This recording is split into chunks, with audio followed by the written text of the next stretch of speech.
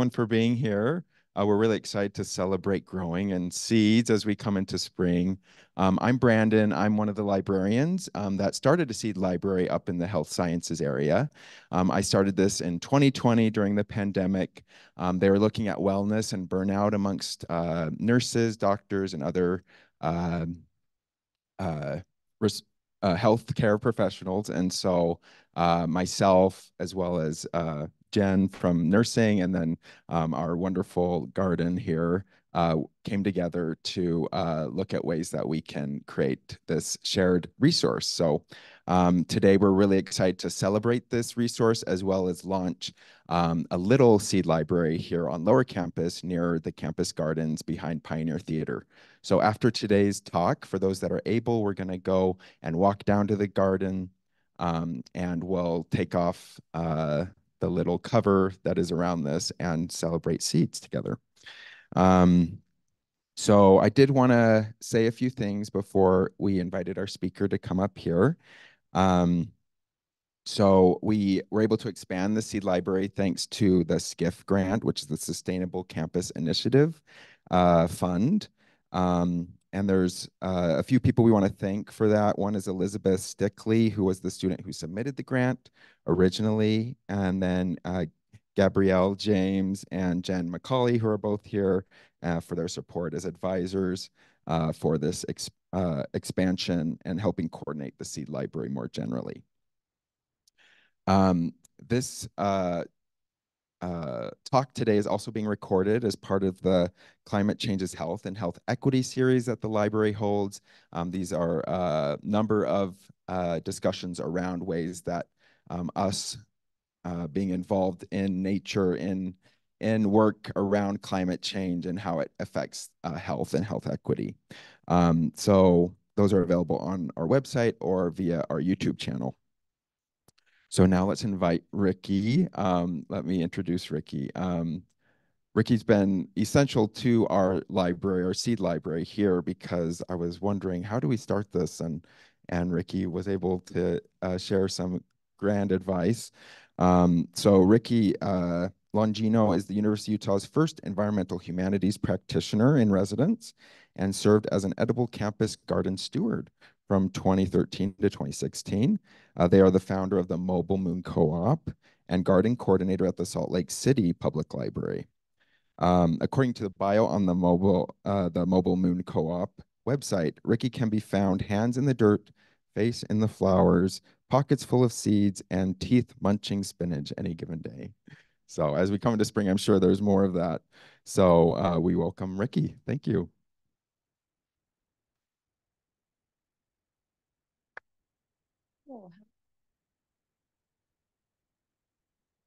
Oh, you did? Hello? Ready? Hi. Thank you, Brendan, for that really sweet introduction. It's lovely to see all of you today. Thank you for coming. I'm going to share a few things with you as spring blossoms outside. We're going to get to go down to the new Evat Garden, formerly the Pioneer Garden, and that is youth name for the garden. And I'm very excited to see the garden in its new leadership and just in its current state in this very beautiful jumping off point of springtime. We recently had our spring equinox, and we're officially in the spring now, which feels really good. Really excited for all of the flowers I can put my face into. So, I am here. I present to you today myself as a curious and devoted steward of this land and the community here in the Wasatch Valley, where I've been for the last 11 years growing seeds. Although I come from a lineage of Hindus, Jews, and Presbyterians, I've always been pretty firmly non-religious. I prefer to plant myself in the context of all people, all life, living and non-living. And I feel like we're all kind of entities of this planet. But as such, I do feel so honored just to be in the presence of all this and part of what feels like a ceremonial opening of a seed library, which is one of the most kind of sacred things that we can create together as a community. So it feels like a good place to start with this is an Indigenous land acknowledgement. It feels like an important thing to do, but I feel like also the standard land acknowledgement also has started to feel a little bit shallow. Maybe kind of like a prayer that's not said, or that's said but not actually truly felt or understood. So I want to lead not only with an acknowledgement, but also something that my wise teacher, Rowan White, shared with me called the Thanksgiving Address, which is the traditionally Haudenosaunee coalition kind of love poem to the earth and a kind of a commitment to gratitude throughout this process. So we'll jump in. Oh, sorry, we'll stay on this slide. Here's the truth. Today we stand on the ancestral and current day lands of the Ute people, although the valley is shared by the Shoshone people to the north, Goshute to the west, and Paiute to the south. For 500 years or more, these people have been violently removed from their homelands, their children taken away, and their practices colonized beyond recognition. This leaves us with a great responsibility to return power, sovereignty, and resources to Indigenous people everywhere. But not only that, we must remember to ask permission when we plant these very seeds as an offering to the earth and credit these pre-colonial land-based practices as we tend them in regenerative cycles, eating them, sharing them, saving the seed, and returning to this seed library to begin the cycle anew. The people of the Longhouse, the Haudenosaunee and Mohawk people, offer a tradition of gratitude to the infinite family of relations all around us. It's a way for us that we can to open our hearts and our minds to the world around us, to each other, and to the ecosystem that can teach us so much. Rowan taught me that this is what people teach to their children. And every single morning, they start their days by saying these words of praise to creation. So it's kind of like a call and response. So the person offering the Thanksgiving address, which she gave me permission to offer at this ceremony, is that I'll offer a praise, a gratitude, and then all together we say, and now our minds are one. So please join me in a few moments of quiet before I share these words of praise and prayer, and may it help illuminate a good pathway forward for us in our endeavor to listen and learn from the wise plants.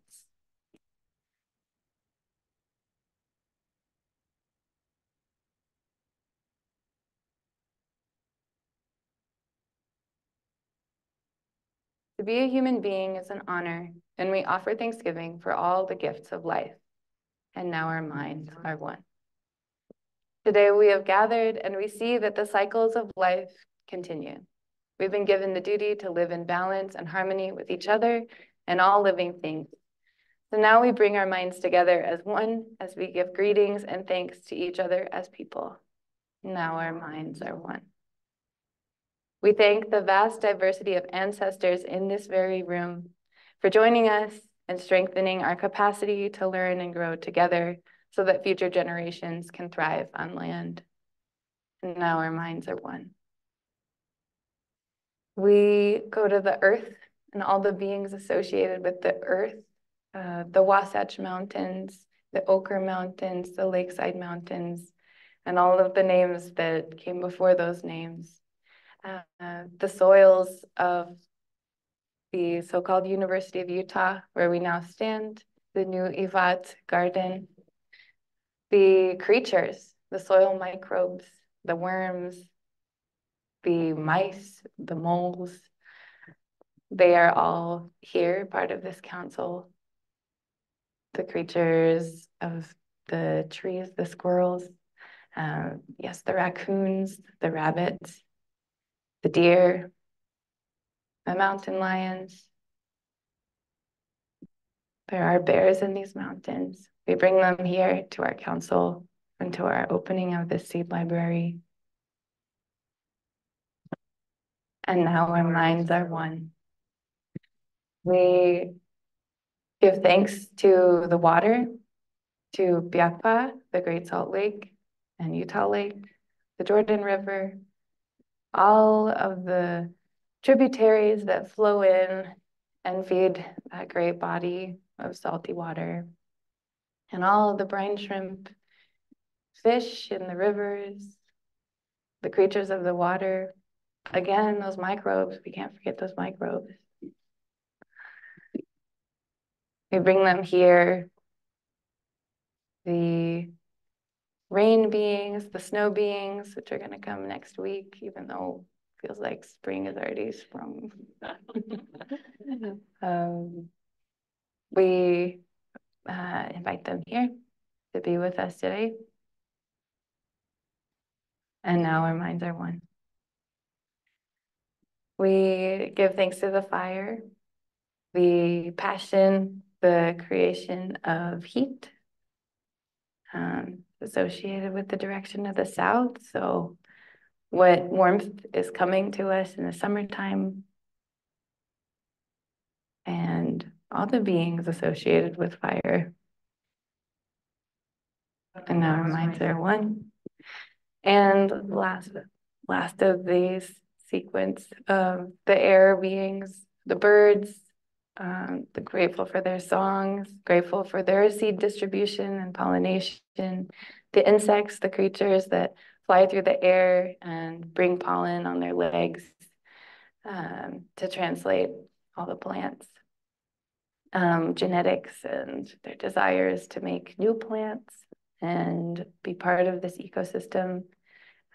We invite all the pollen granules and hope that they don't make us have allergies, and the clouds, the wind, they are all part of this council here today.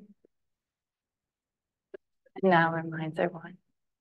And we can go even beyond our earth and out into the realm of the sun, the moon, the stars, all the celestial bodies around us in the entire universe. And it's a big commitment to have them here, but it feels like it's important to have them too.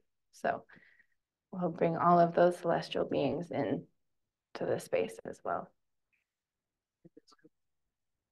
And we give gratitude to all of the seeds that are here and that are in the seed library, and all of the plants that surround us, that whose chlorophyll in their leaves converts sunshine into sugars and carbon dioxide into oxygen.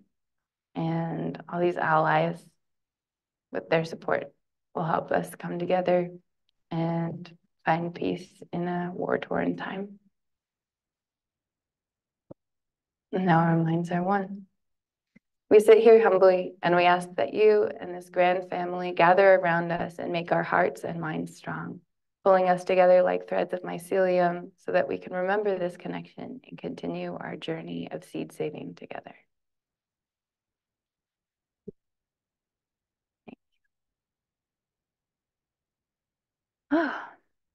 So, a Thanksgiving address is a really beautiful practice rooted in the belief that the natural world is a precious and rare gift. From the moon and the stars to the tiniest blade of grass, we're all connected. And I would love to hear or kind of offer a moment where we can share our own seed stories before I dive into my own story. So this is our activity, just for the next 5 minutes or so. And I'm going to have you just take a moment to recall a seed story that you can share in a minute or less. And just think about it. It could be a seed that you've grown. It could be a plant that you have a connection to that you want to grow this year. And I want you to find the person sitting next to you. If you know the person sitting next to you, maybe try to find somebody who you don't know. We have a small enough group that I think we can pair off. Let's see, two. See, I might have Austin jump in. Do you want to do the activity? We have an odd number of people. Okay, cool. So we have 12 people. We'll have 6 groups. So, yeah. So think about a seed story or a plant story that's meaningful to you. And then find your partner and then introduce yourself and your seed story. And I'll announce when a minute has passed, and then we'll do a switcheroo. And then you'll listen deeply to your partner's seed story. And then when you're done, just place your hands on your lap with your palms up, and that's how I know that you're ready. Okay. So let's see, partner up and go.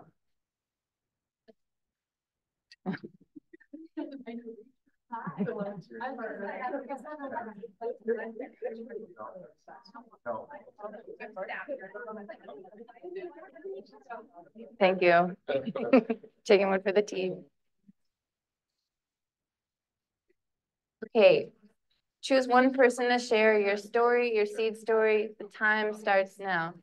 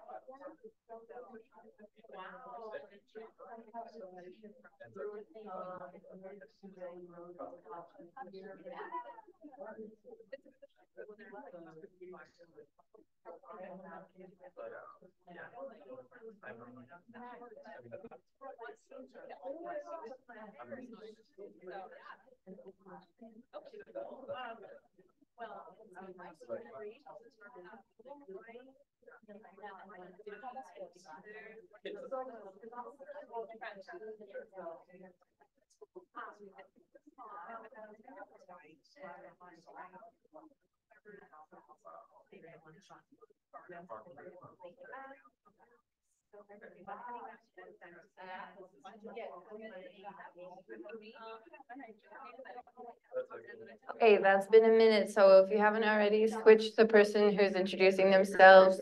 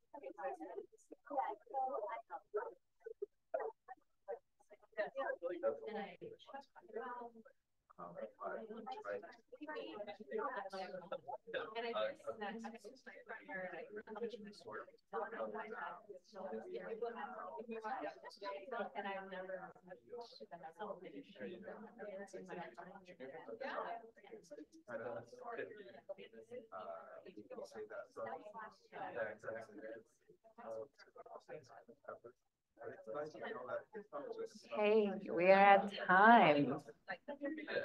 I know, it's so easy to talk about seeds. Okay, just make your way back to your seat. Finish up your last thread.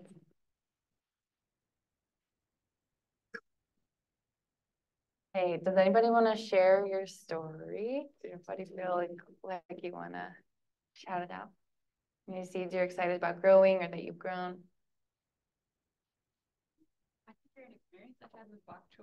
Okay, great. Ready for it. How close? Okay, that's close enough. So I planted 6 bok choy seeds last summer.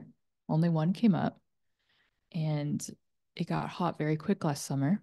So very quickly, my tiny little bok choy plant bolted. And I was like, that's fine. You can just be a beautiful flower and plant. You can do your thing. And it got so large. The flowers were just, it crawled out of the box. I've never seen bok choy do this. And then like fall started to come around, and all the seed pods, oh my God, there were like 100 of them. I've never seen that many seeds come from one bok choy little guy. Like he was short, like a couple inches. And yeah, so then winter came around, all the pods were starting to dry up, and I was like, cool, now's the time. So I hacked it, brought it in, and I got like 50 plus seeds from that one little guy. Amazing. And so this season, I'm going to plant them all in one box and see how they do. So, well, the genetic experiment begins. Yeah, but it was a fun experience. I had never seen that. Thanks for sharing. Anyone else? I can share mine. So my grandmother taught me a lot about what I know about gardening and seeds. And uh, we lived in Mount Pleasant, Utah, which the soil isn't necessarily perfect for growing. And we put in a lot of time and effort to make a garden there. And our hope was that we could get carrots to grow. And so my grandmother brought home some carrots and we laid them all down and we really made sure that the soil was perfect, that they were watered and they never grew. It just and so we always say that her memoir would be the carrots that never grew because it's and I learned that it's not just about like things growing, it's about the process of being with her and then also um just knowing your soil and knowing your land and knowing what grows and what doesn't grow. So yeah. Thank you. Okay. I hope that you can grow carrots. I know. Yeah. Just keep trying. Any other stories want to be shared? We can also keep sharing them as we walk down to the garden later on. Okay. Right. Okay. So I want to share about the community garden and the seed library at the downtown library. Raise your hand if you've been to this garden. Have you been to the library? Okay. That's right down on 400 South, 200 East. And this is our seed library on the left-hand side. It's an old card catalog from when libraries actually had physical cards to look up where your books are and check them out. Those aren't really being used anymore, so why not put seed packets in them? You can see down there is a workshop happening. So we have a monthly workshop series called the Garden Fundamentals on the last Saturday of every month, where we invite community experts to share on different topics. Rachel has taught one on food preservation. This is one taught by Katie Lawson of Fungal Focus. We talked about outdoor mushroom cultivation, amazing stuff.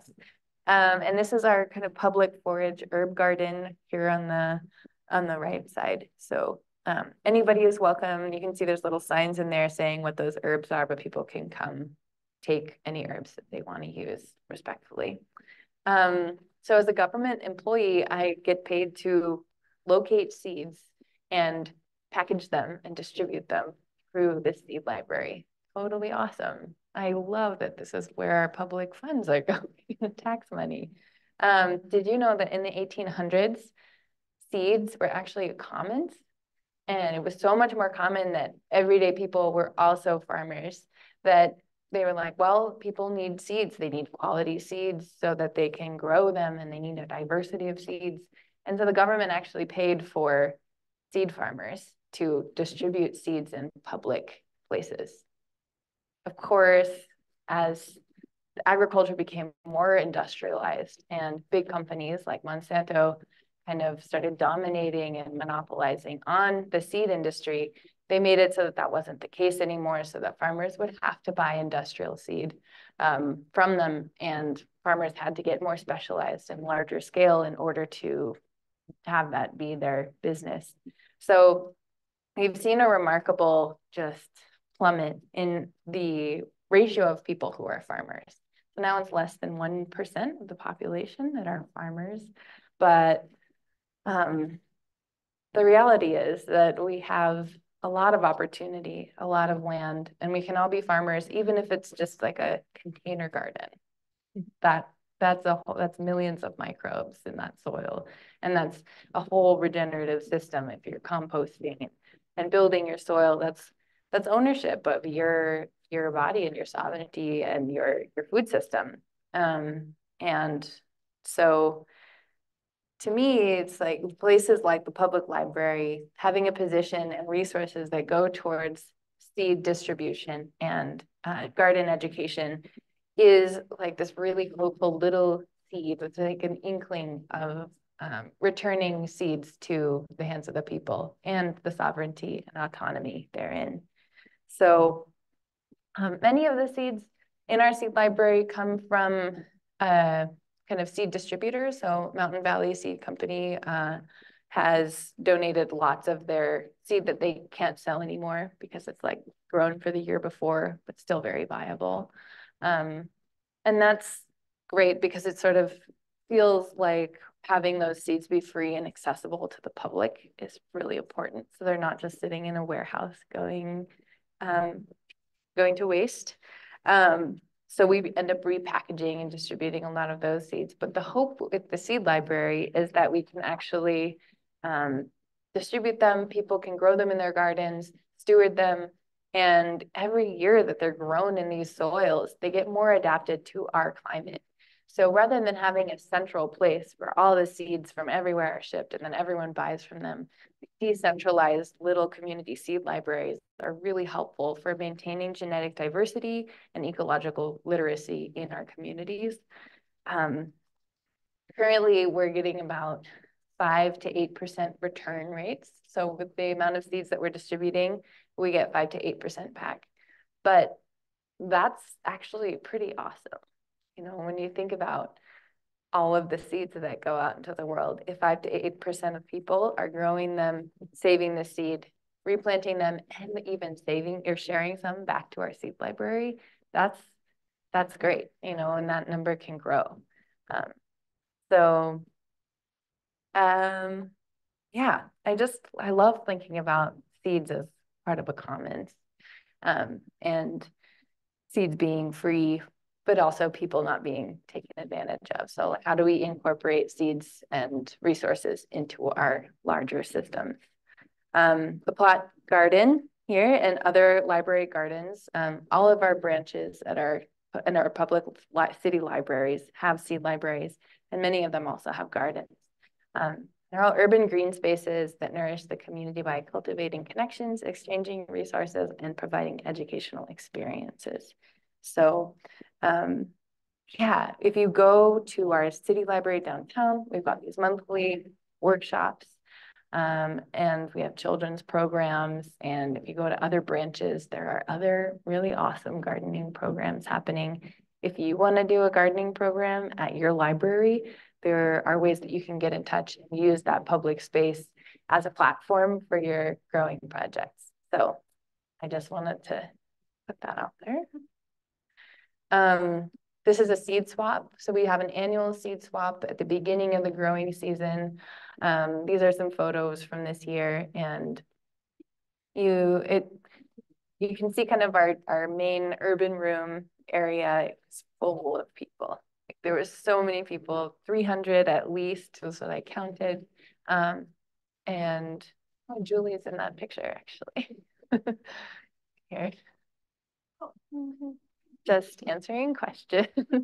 A really beautiful community event. So anybody can host a seed swap or participate in one. It's a really great way to encourage community seed exchange and biodiversity. So the idea is that you kind of hold a space where people can come, bring their own seeds and offer them, you know. And so everybody, like we have our seeds that we have in our collection. We have thousands and thousands of seeds in our collection. And so we distributed over 1,300 packets, individual packets of seeds on this one day. And that doesn't even count the bulk seeds that we were distributing. So we had a table with, you know, big jars of seeds or, you know, bowls of them. You can see people would be like, oh, what's this one? And we'd tell the story and then they'd take a little handful. And you can just see like the joy and excitement in people's eyes when they see that not only are these seeds abundant, but they are free. Little kids coming, well, there are a lot of people who came to that table, but people didn't realize like, oh, what is that seed? That's a buckwheat seed.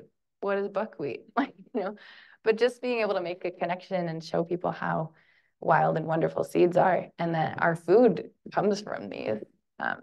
It's really important and increases all the awareness and feeling of security, I think, through just access to information and actual tangible resources in their hands. So these are some seeds I'm going to pass around. There's not too many left because we distributed a lot at the seed swap. But if you want a sticker, this is new as of this year. We have like an official plant of our garden, which is the Hopi red dye amaranth. You can see some of our seed envelopes and branding. So we get little coin envelopes and we have a stamp. And we've grown these amaranth seeds in our garden. It's a native plant. It's called como in Hopi language. The leaves are this gorgeous purple color. Every part of the plant is edible. They're related to chard, beets, and quinoa. And so when the plant is young, you can cut the leaves and put them in stir fry or soup. And they grow like weeds. Like once you have them, usually they stay around in your garden. So if you don't want them, don't just throw them away, eat them. And then once they get bigger, they get like this tall. And then they have these beautiful plumes of just fuchsia. So they're really nice in flower arrangements. And as you can see from the background picture, that's a close-up of some of the seeds. So you can kind of rub the flower heads in your hand, and then you get this beautiful seed harvest.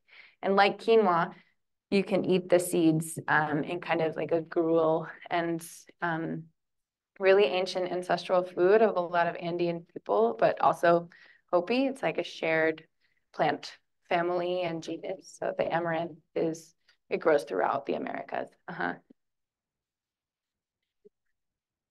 It has. Yeah. Yeah. Yeah, it takes some particular mordants to be color fast. So if you just dye something with it, it'll be beautiful and colorful, and then you wash it and it won't have the color anymore. But yeah, gorgeous color. Yeah, and so our marketing team made this cute little amaranth guy. And so now our seed librarian garden has a little representative. Yeah. So lettuce. Has anybody grown lettuce and harvested seed? Okay, they're so wild. So they're in the Asteraceae family. We all know about asters. So sunflowers are asters, daisies. You don't think about lettuce being related to those, but if you let lettuce go to seed or start flowering like that, it sends up this like amazing stalk. And then it gets again like this tall. They get really huge. So if you're growing lettuce for seed, you want to make sure it has plenty of space. It's a really great plant to harvest from or to get seed from because it's self-pollinating. So the way the flowers are, they won't cross-pollinate with other Asteraceae. So if you're growing a lettuce, you can pretty safely save the seed and it'll be true to type the next year. I'm going to hand around this jar of lettuce seeds. Feel free to open the jar and check it out. This hasn't been processed. So you can see some of the little fluffy like dandelion head like seed heads that happen.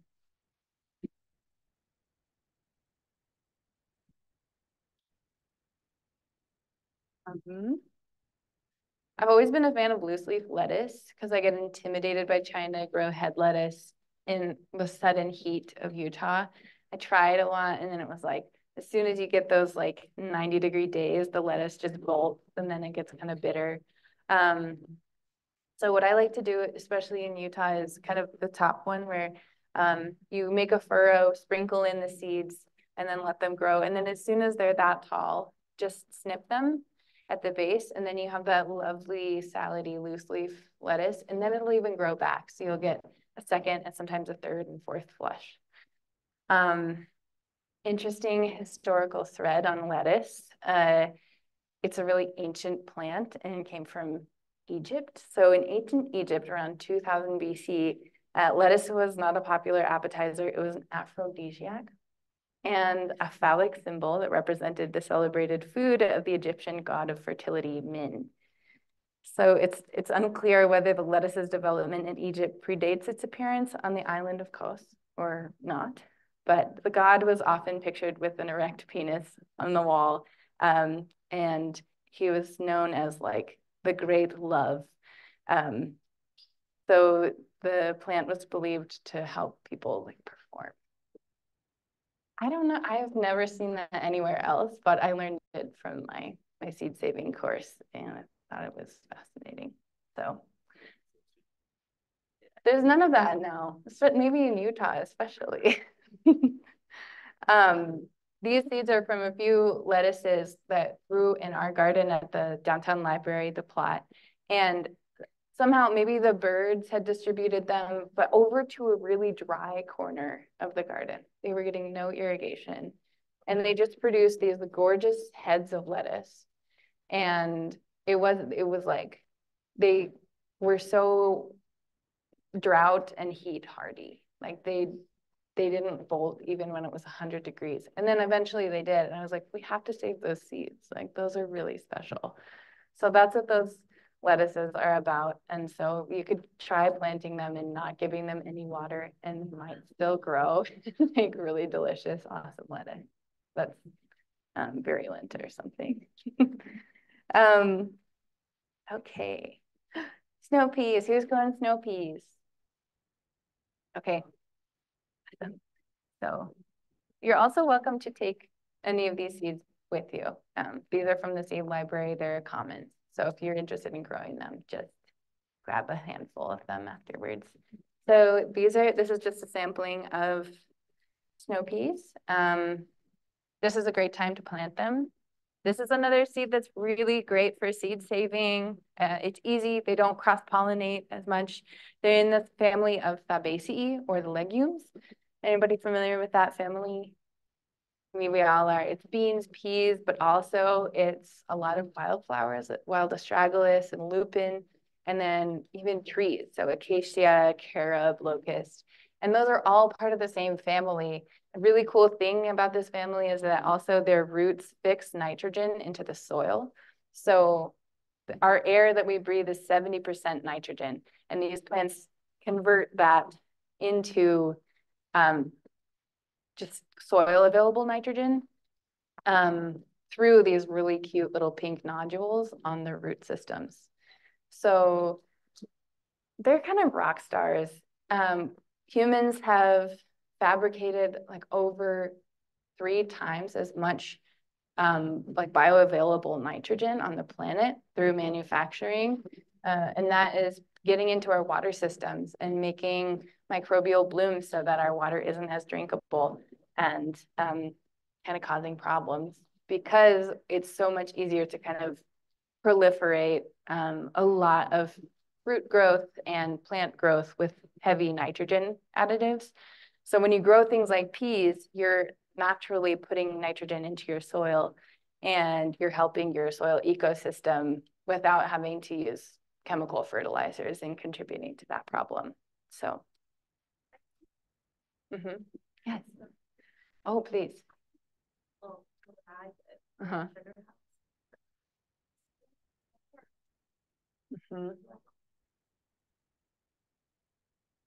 Yeah.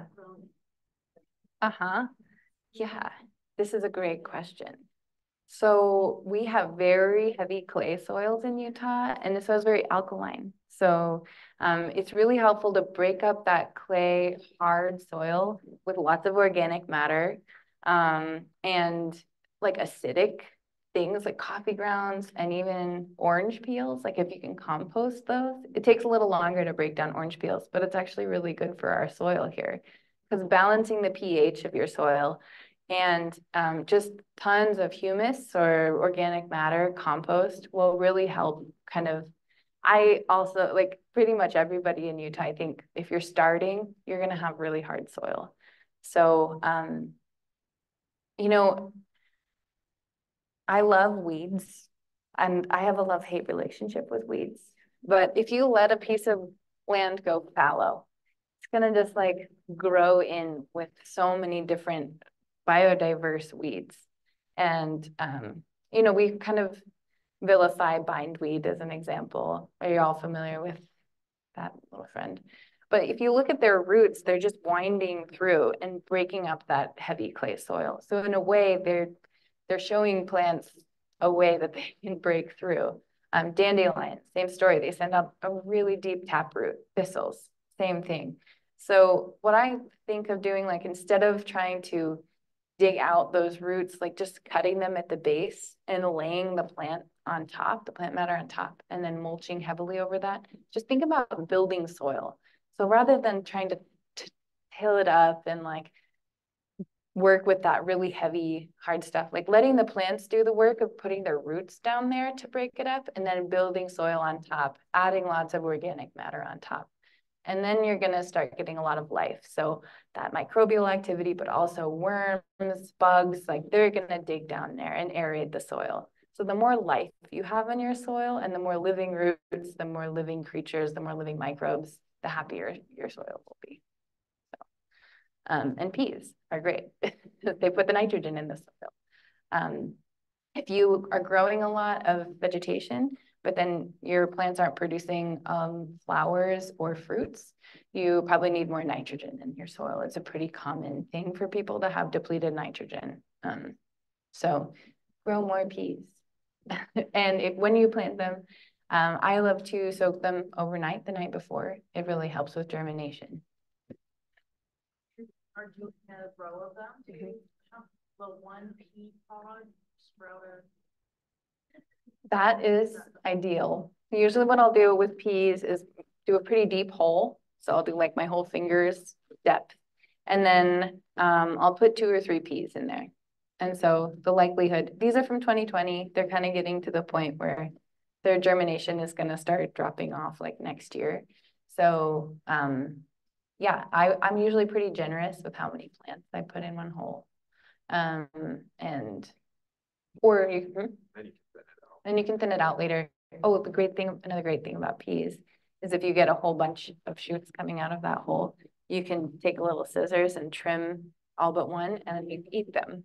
So when they're that young, pea shoots are just delicious. They're really yummy. So, oh yeah, to save pea seeds, all you have to do is let them dry on the vine. So if you can resist eating all of them, just choose the ones that look like the most delicious and let them be.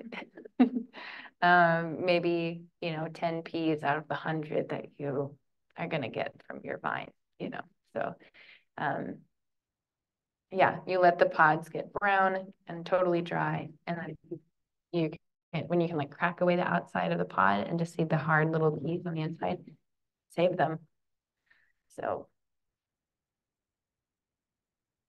I want to talk a little bit about the Mobile Moon Co-op. It's a feminine, queer-led botanical collective that aids communities and ecosystems through education, empowerment, and botanical stewardship.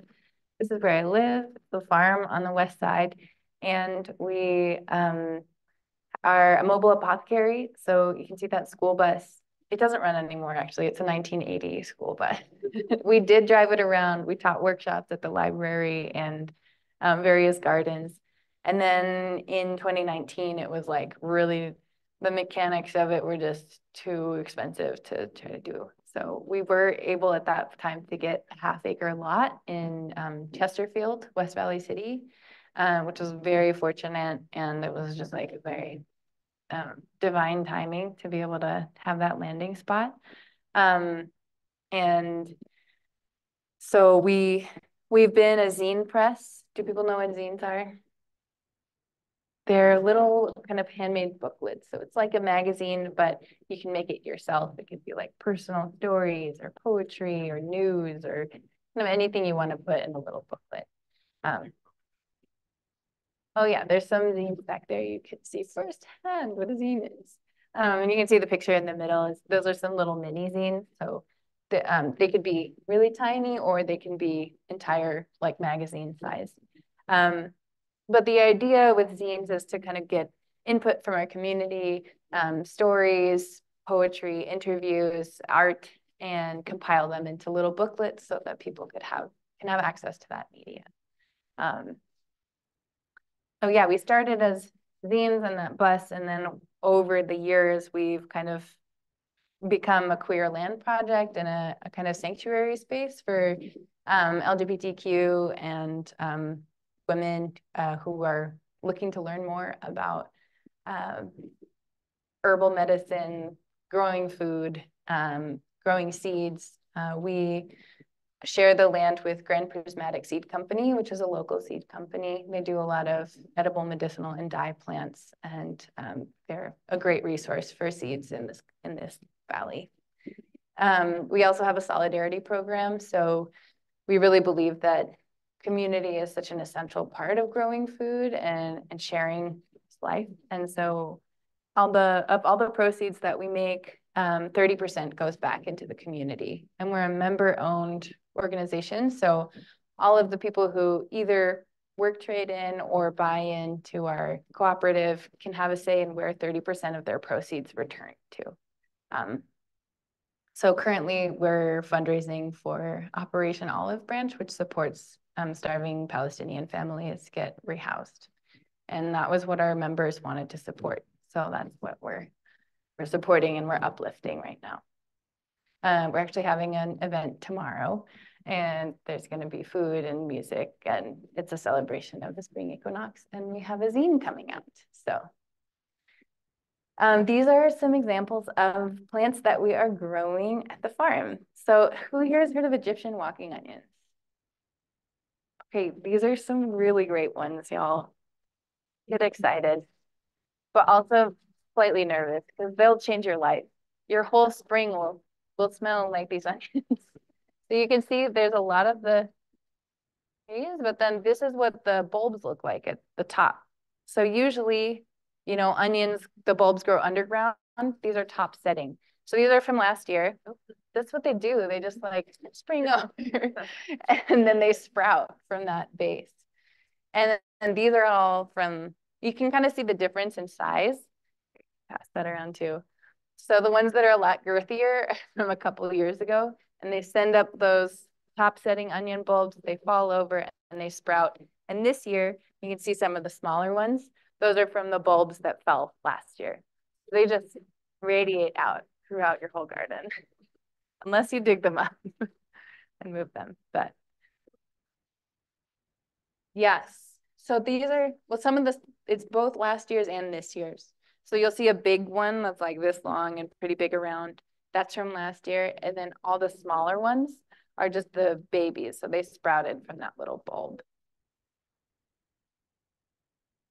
Outdoors. These are all up right now. So I don't buy onions ever. Start these from seed, or do they only propagate through the bulbs? I've only seen them propagated through the bulbs. Yeah. I don't know what happened to their seeds. Okay. Or if they can. So you see the picture here, do you keep some of these and dry them? Yes. Yeah, so I use them more for greens because these are the little bulb heads, and you can kind of do them like garlic. They get that little papery thing on the outside. So you can like crush them with the side of the knife and then peel them open. But it's really laborious. You can also pop these off and just throw them in soup. And it's, you know, you can pull them out afterwards. It like makes a nice soup stock. Or green salt. So this is part of the Mobile Moon Co-op is that we make products. This is a recipe for green salt, which is one of my favorite ways to use the walking onions. So you want to fully dehydrate your onions, garlic if you have it. So like those greenies, just like chop them up and put them on a cookie sheet, put them in the oven and they'll get totally dry, low temperature. Or we put them in our greenhouse and they just kind of like solarize in there. And then culinary herbs from the garden as well, like thyme, basil, oregano, parsley, shiso, cilantro, like sky's the limit with those greens. Dry them out and then just mush them together with kosher salt, or any salt really. You don't have to specify, but we usually use kosher salt. But then it's so yummy and you can sprinkle it over your food and it just makes everything better. Because not only is it really flavorful and delicious, but also very nutrient dense. Like that is a lot of medicine that's just going into your salt. So, caraway. Does anybody cook with caraway ever or use it? Caraway. Yeah, rye bread, sauerkraut. So there's only a little bit of that left because I've distributed a lot of it, but yeah, it's a plant of my Ukrainian ancestors. This is next month will be the 3-year anniversary of my grandmother's passing, whose Ukrainian family immigrated to the US. And yeah, so a lot of her culture was erased when she immigrated, and she married a man from India. So she more commonly made curries than like her own traditional ancestral foods. But I think whenever I smell caraway or work with it, I think about her and her family. Like there's something in it that takes me back to that place. And it feels like a really special seed to share and to grow. So it's in the same family as carrots and celery, the Apiaceae. And those are known as umbels because their flowers grow and they look like umbrellas. But so if you see Apiaceae in the wild, you might just be like, oh my gosh, it looks just like a carrot or a celery or and you're probably right. You might smell it and be like, it smells just like a carrot. And but just they say to be humble with the umbels because poison hemlock is also in that family. So if it's growing in the garden, if it's intentional, then you can be pretty safe. Like, okay, if it has some of those like umbrella flowers, it's gonna be a good one. But just be careful if you're on a hike and you see one. It's a biennial, so that means that rather than flowering and setting seed every year, it has to establish a root system first, and then the second year, it'll make its flowers and seeds. So when I planted this, it looked just like carrots when it grew up. Carrots are the same way. But the leaves had no smell at all. And then the second year it grew and it sent up these really beautiful flowers and drew in a lot of distinctive pollinators, like not the usual ones. So I don't know if there's something about biennial plants and different pollinators, but that was a cool observation. And yeah, in the fall, there was like the bounty of caraway seeds, and it was a really beautiful harvest. So you can grow caraway directly in rows as soon as the last frost has passed. This one's a little more challenging to save seeds from because it takes 2 years and it does cross-pollinate with other Apiaceae. So if there's carrots flowering at the same time as caraway, then the seeds from that are probably going to be some combination of a carrot and a caraway. So take that for what it's worth. Okay, this is the last part of this presentation. I'm going to share a little bit about Three Sisters gardening, or the milpa. And they're different, but they're really ancient practices of integrating a polyculture of different plants.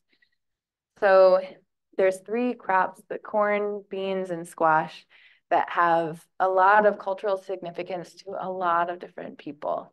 And these are staples for 70% of the world, including the US. I mean, corn and beans. I think squash less so for the usual United States diet, but we all have pretty deep cultural roots with these plants, and so both North American Native American people and South American communities have this practice of integrating corn as kind of like the pole, beans as the guys that use that pole to climb up, and then squash as a ground cover. And I think that it's really important to recognize our interconnection and our roles in this. Like, we don't all have to be all of the sisters. And the milpa, actually, there's kind of more plants that are integrated into the milpa. It's more like a whole ecosystem. So a lot of times you'll see amaranth growing in there, or tobacco, or epazote. Like, there's a lot of different plants, sunflowers, but it's kind of like what grows there is meant to grow there. And we're encouraging these edible plants so that we can thrive as part of this ecosystem. And the corn and squash especially are a little bit more complicated for seed saving. So I would love to just be like, grow your 3 sisters and save all the seeds and they'll all grow great. But they're a little bit tricky. And if you want to grow things that are heirloom and true to type, you kind of have to do some research. So I'll just like breeze through. Corn is a grass, actually, and it is not insect pollinated. It is wind pollinated. And so if you're growing multiple kinds of corn and they're flowering, the wind is just going to like blow pollen everywhere. They're going to be like all mixed up together. And also, you need a certain amount of corn to grow, usually like at least 50 plants for it to really have a robust crop and an offering of seeds for the next year.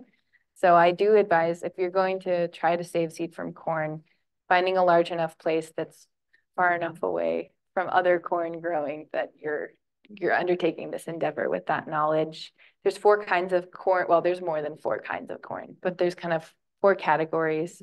There's the sweet corn, which we know, like, you eat at the grocery store.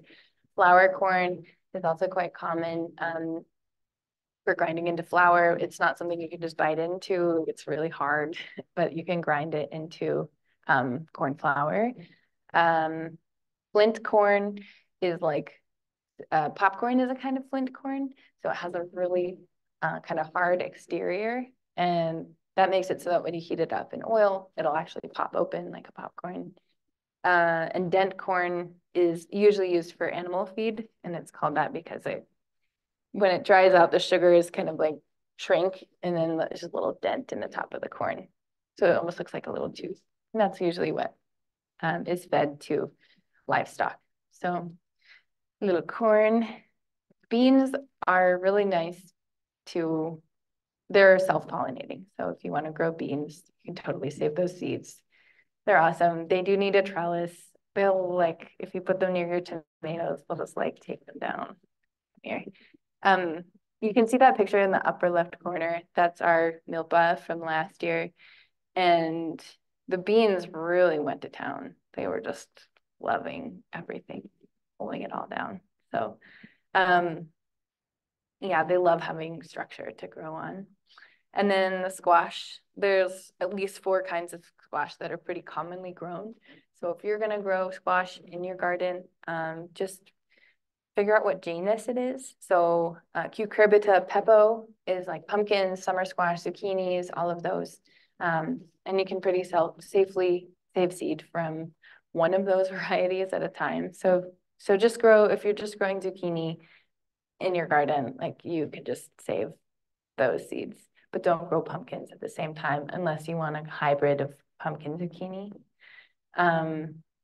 Moscata, so Cucurbita moscata is butternut squash, or other like crookneck winter squash. Cucurbita maxima is winter squash like caboca and delicata.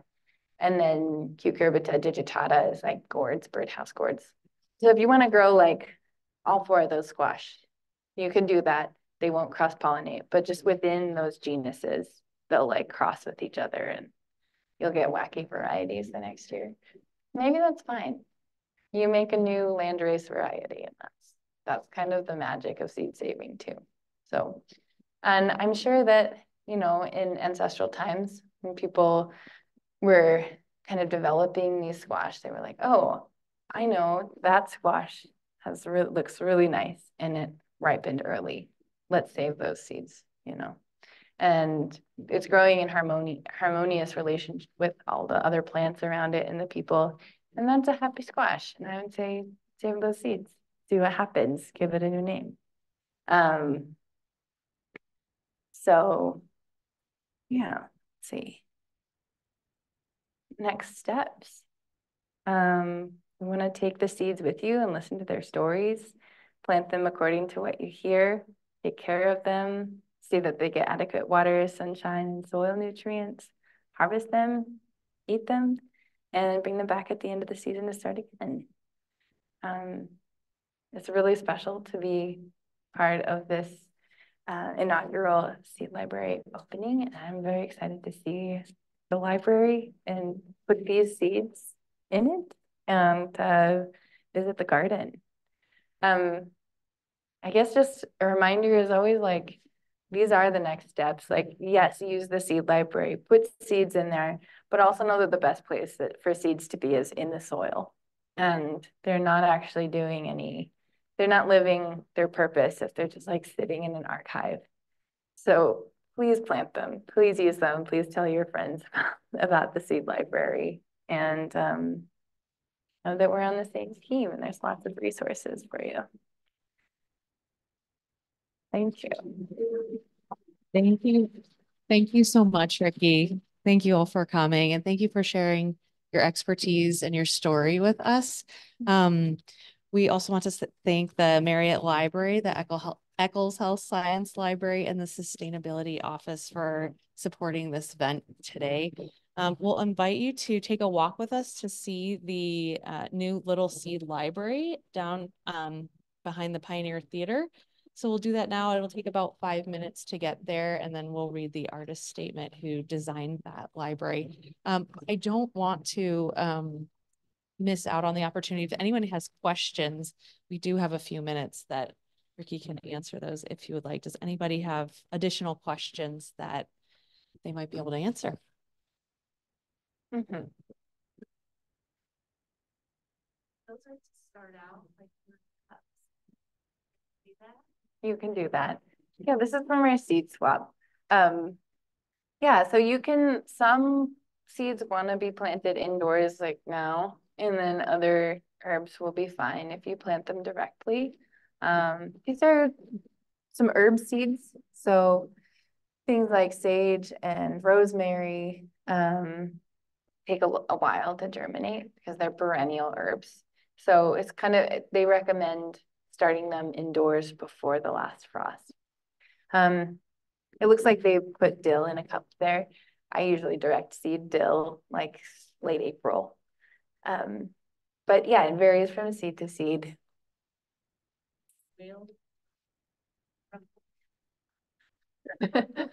Yeah, so you can do potting mixes from wherever. I really like making potting mixes with kind of a blend of like you can use peat moss or coconut coir. I kind of prefer coconut coir. It's a little more sustainable. And perlite, just like that lightweight, that you know when potting mixes, there's the little white rock looking things. So those are, they don't have any nutrients in them. They're just kind of really lightweight water retaining substance. And then compost. So that helps kind of, that's basically the building blocks of potting soil. Oh, that's a great question. A lot of these you can plant outside right now. The peas especially, just get them in the ground. Like now. Yeah. I mean, I would recommend soaking them overnight, but then tomorrow morning, it's a great morning to plant. Tomorrow morning. And yeah, lettuce, it should be warm enough for lettuce right now. Spinach, a lot of the greens. So if you're going like tatsoi or mustard greens, this is a good time that you can get them outside. Am I missing any? Oh, radishes. Put the radishes in the ground right now. When now? Uh-huh. Not a question. I just have to leave because I have class, but I just want to say thank you. Oh, thank I you. love groups. Oh, thank you. Thanks. Oh, I appreciate that. Yeah, I biked here and I was just like, this is the most unwieldy biking outfit. But fashion, yeah. Not to put you on the spot, but I noticed that your middle name is Ned Carney, right? Okay, well, it's my mom's last name. Yeah. Okay. That's what I was going to ask if you were related to Dr. Ned Carney. Yes, that's my mom. All right. Awesome. Yeah. We love her. Oh, we love you. yeah. Yeah, I when I do come up to the university, I'm always like, oh yeah, my parents are here. So yeah, both of them are really great. And they've really supported a lot of my learning. Like as a young kid, they were always like, this one is a Pisum sativum, that's a P. And then it's always with the Latin names and teaching the plants, which has definitely helped nurture me in my journey through seed saving and gardening. So yeah. When you said about the coffee green, orange, like when do you say that? Yeah, so Composting, actually, there's a great compost system in the garden that we could show you. I'm not sure if you offer your compost to people in the community, but Launch it right now. okay, cool. It's been closed at the beginning of 2020. Oh, that's exciting. Relaunching the compost is always an undertaking, but it's good. Composting is amazing. It's so fun, and also it can be a lot of work, but you can kind of like customize your own compost. And if you want it to be more acidic, you can put more acidic things in it, like coffee grounds. And a lot of people say don't compost orange peels, but I think it just takes them a longer time to break down. So if you have a hot enough compost system going, you can do that. Worm castings, so vermicultures, like when you get little red wriggler worms, and then they'll eat whatever you're trying to compost and then poop out stuff that's really great for your soil. So if you want to start vermicomposting, or if people you know are worm composting, you can get that from them. But yeah, it's I always just want to push like as much organic matter as possible. So even just like mulching your beds, watering them, like that's going to start decomposing. Decomposition is a naturally acid producing process. So yeah. Yeah, if you have a place to compost in your backyard or somewhere, then you can do that. Yeah. We'll have to do some Yeah. research. Yeah. Yeah, there's a lot of methods. There's like, you can get a compost bin, you can do a compost pile. Yeah, depending on where you are, there might be some like rodent or critter control that you can do. But yeah, there's lots of fun options. And Go there and sit in your house. right, that's a good point. Yeah. But yeah, there's lots of resources on composting here. Yeah, direct you to Gabrielle as well. But then also at the library garden downtown, we have a pretty cool compost system. So if you want my card, I can, and if you want to see that system, there's a lot of, it can be overwhelming, but actually like looking at different composting systems always helps me. Thank you. It's not very. No. 5-minute walk. Well, thank you again. Let's give Rikki one more hand. I really appreciate you being here today.